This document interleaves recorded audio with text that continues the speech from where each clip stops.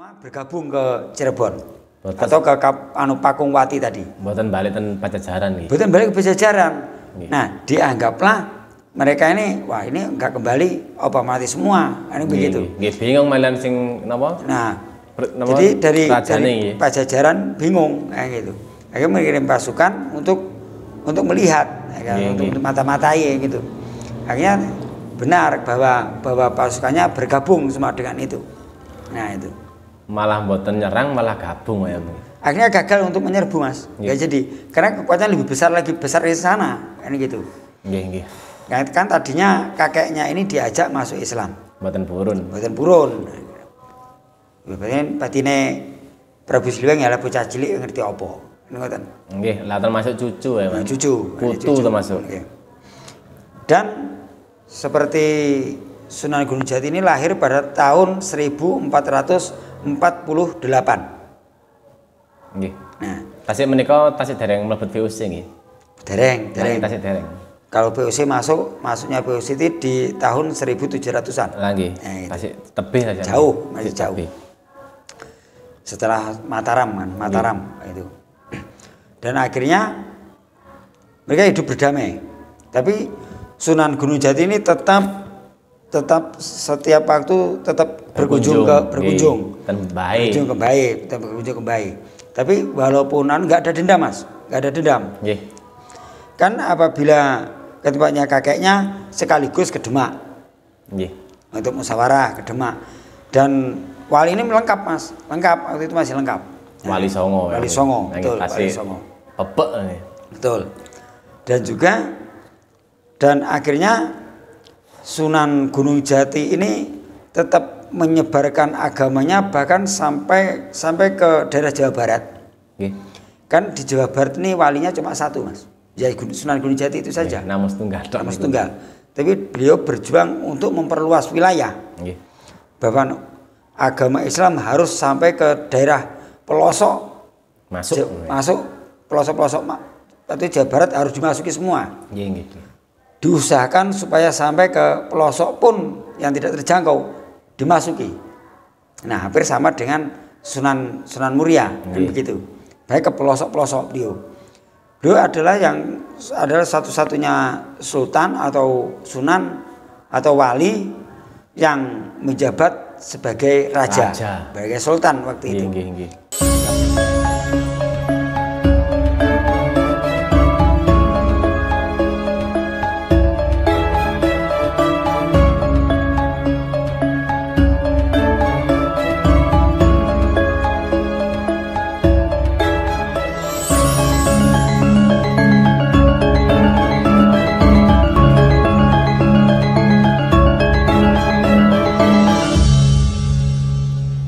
Assalamualaikum warahmatullahi wabarakatuh, Pak Imam. Waalaikumsalam warahmatullahi wabarakatuh. Sugeng dalu. Selamat malam. Nggih. Tasik siang, Pak Imam. Insyaallah. Alhamdulillahirabbil alamin. Niki dari sekarang media memang ajenge ngulas Sunan Gunung Jati. Nggih. Menika silsilahe kali keturunane sejaranipun yen napa, Pak Imam? Oh, nggih. Bismillahirrahmanirrahim. Assalamualaikum warahmatullahi wabarakatuh. Waalaikumsalam warahmatullahi wabarakatuh. Bismillahirrahmanirrahim. Alhamdulillahirabbil alamin. Wassalatu wassalamu ala asrofil anbiya'i wal mursalin sayyidina wa maulana Muhammadin wa ala alihi wa sahbihi ajma'in. Amma ba'd. Rabbi shrahli sadri wa yassirli amri wahlul 'uqdatan min lisani yafqahu qauli.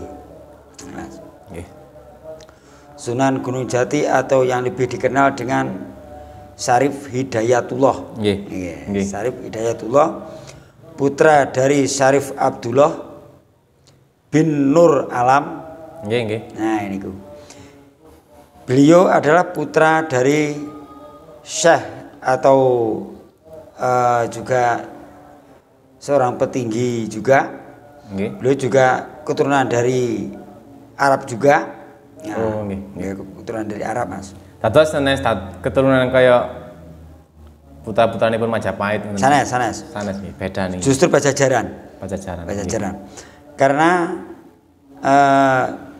Syarif Abdullah ini menikahi Dewi Rara Santang.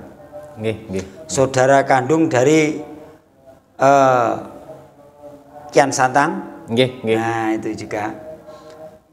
Dan juga beliau dari keturunan beliau ini adalah dari kerajaan Pajajaran.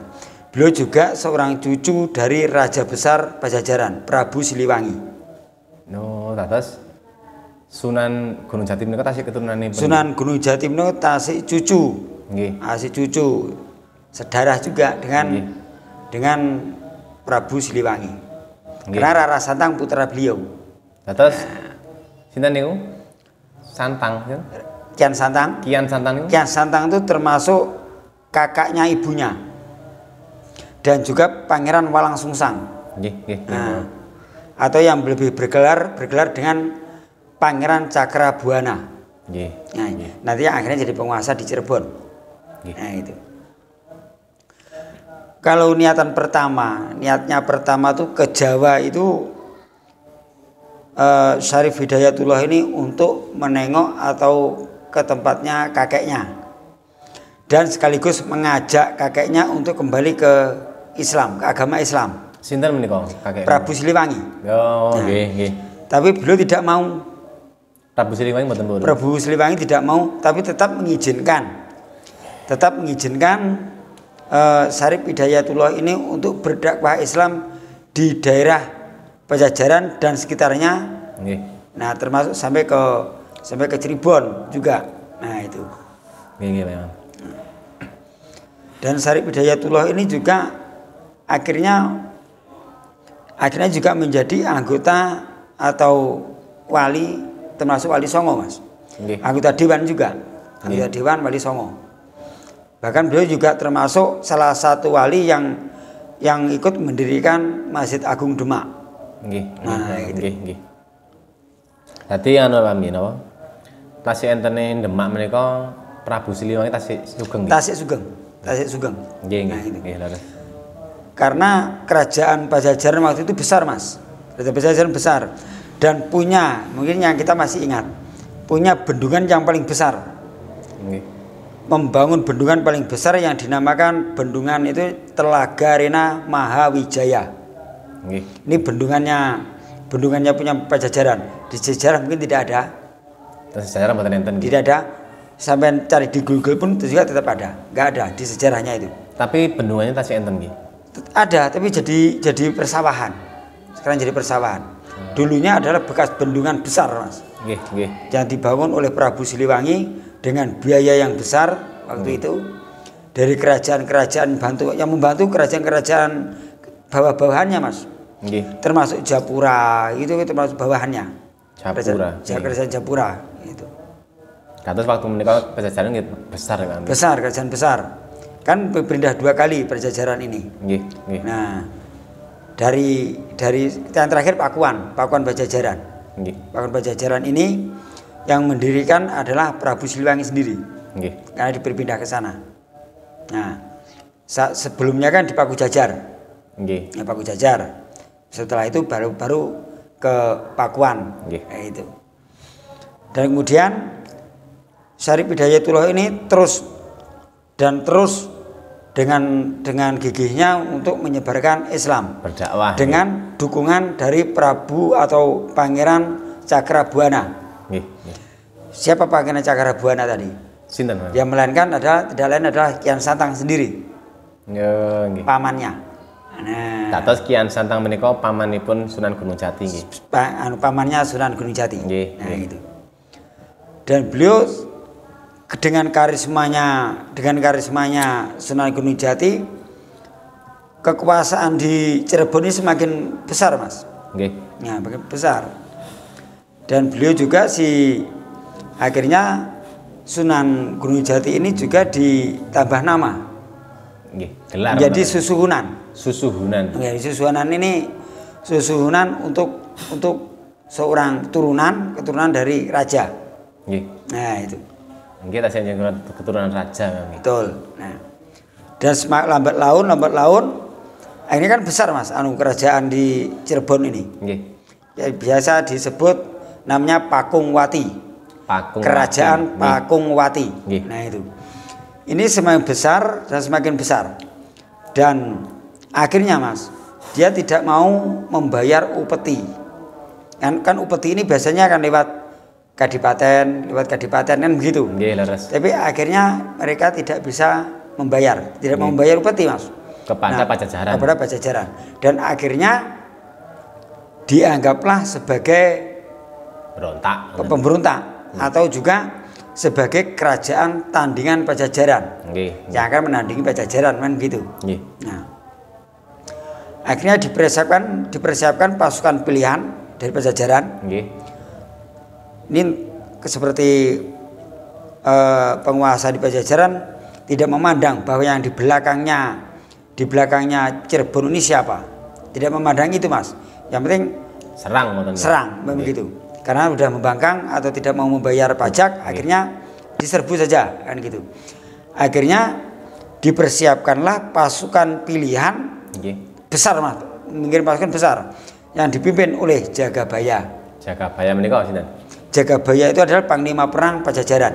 Nah, akhirnya menyerbu ke Cirebon untuk menangkap Sunan Gunung Jati tadi atau Sarip Hidayatullah.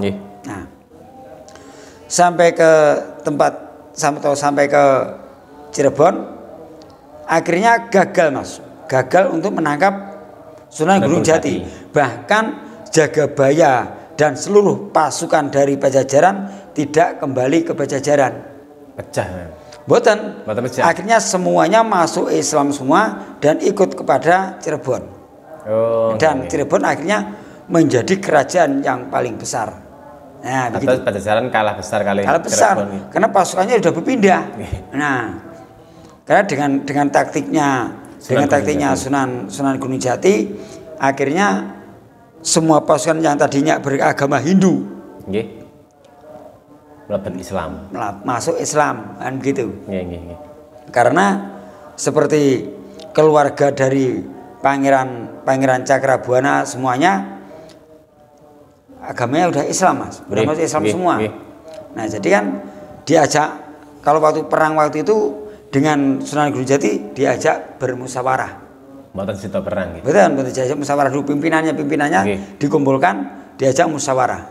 Akhirnya mereka mengikuti saran dari Sunan Gunung Jati dan akhirnya ikut semua bergabung ke Cirebon. Atau ke Pakungwati tadi. Mboten balik ten Pajajaran. Mboten balik ke Pajajaran.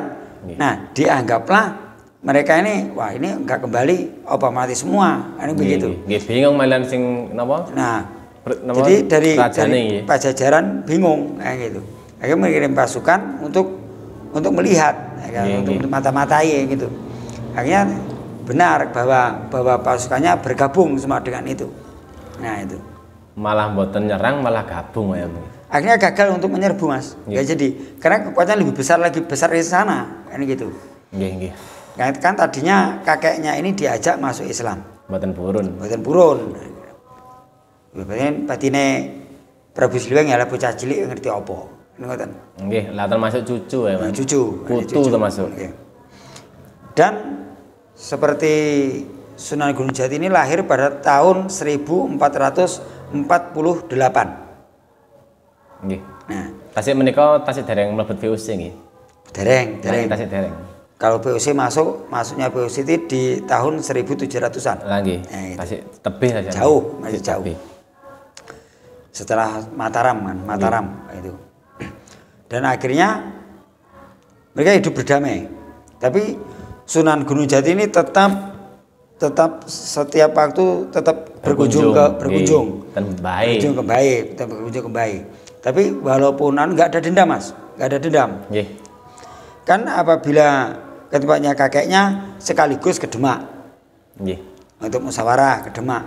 Dan wali ini lengkap Mas, waktu itu masih lengkap. Wali Songo. Wali Songo, betul. Wali Songo. Betul.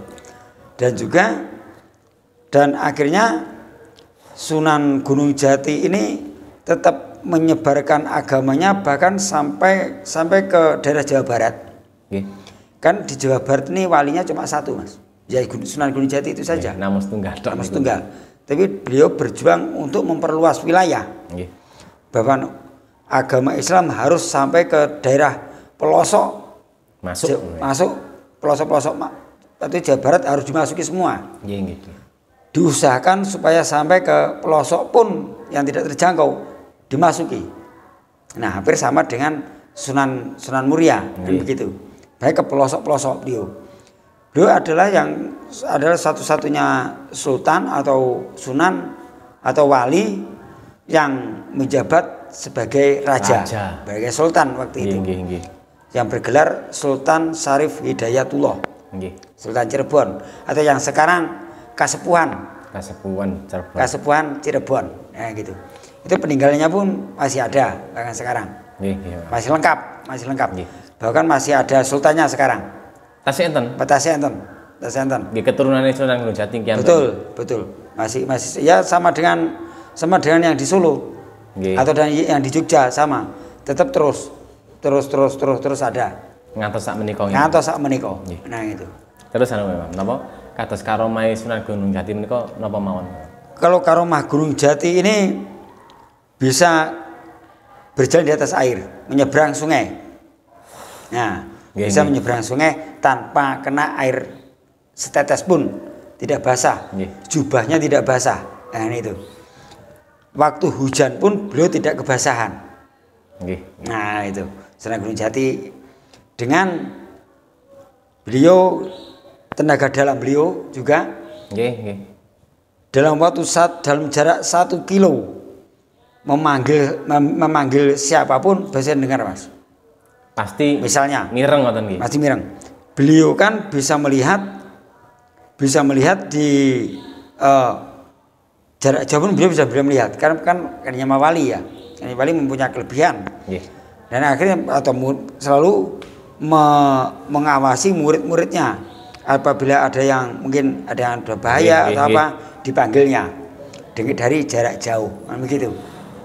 Nah, dan juga beliau ini sebagai wali mungkin yang agak bagaimana ya, agak panjang umurnya juga.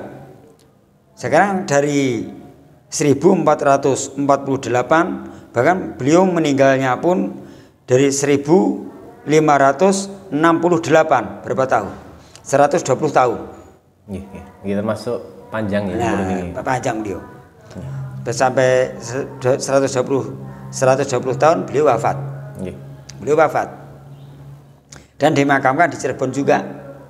Putrane pinten memang? Lah ini putrane Sunan Gunung Jati ini ada 3. Ada 3, tapi tidak ada yang melanjutkan seperti Sunan Jati, nggak ada. Karena waktu itu masih orang keraton ya, karena anaknya kiai belum tentu jadi kiai, kan begitu. Tasik nerusaken ten keraton mawon. Ten keraton. Beliau lebih akrab ke keluarga raja, ke keluarga si Walang Sungsang atau ke Kian Santangnya tadi. Tapi mereka udah tua, nggak kayak di film-film, kan begitu. Kalau di film-film kan masih muda-muda, kan gitu. Kalau kita lihat dari perjuangan para wali ini, mereka sangat bersusah payah untuk menyebarkan Islam tanpa memandang mereka itu miskin, kaya, agamanya tadi itu apa, tetap dijak bergabung, diajak, Mas ya. Itu apabila mau, yang mau diajak. Kalau yang nggak mau ya sudah, nggak dipaksa, nggak memaksa. Tapi ya alhamdulillah waktu itu banyak yang berminat. Nah, jadi para wali ini juga sangat susah payah waktu itu. Dari turun gunung, naik gunung. Kalau kiai sekarang kan enak, naik mobil, naik sepeda motor, ini enak sekarang. Dipanggil dapat uang. Nah itu. Kalau zaman wali dulu siapa yang masih membayar? Justru malah mereka memberi. Nah justru mereka memberi dengan cara pendekatan sekarang. Memberi ilmu, memberi kesejahteraan. Yang jelas kesejahteraan. Itu yang pokok, Mas. Ngobati yang sakit. Mengobati gratis, pengobatan gratis. Seperti Sunan Muria, kursus gratis. Cara membuat kapal kalau Sunan Muria. Cara membuat kapal, cara berdagang, cara bernelayan, nah gitu, dan semuanya. Dan wali-wali ini tanpa pamrih, tanpa pamrih. Dia atau beliau ini lillahi ta'ala, ikhlas.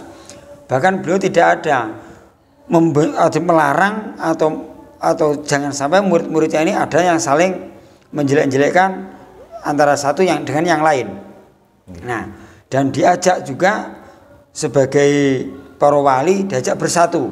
Enggak ada Mas yang namanya ini bagaimana itu bid'ah, ini bid'ah, itu haram. Itu enggak bisa Mas. Nggih, mboten enten waktu ngoten niku. Tidak ada waktu itu. Dados Mas waktu masa-masa wali menika Jawa Timur, Jawa Tengah sami nggih. Sami Mas. Mboten enten Islam ngeten mboten enten. Mboten enten sami. Karena pendekatan ke masyarakat itu sulit Mas. Nggih. Tapi sulit.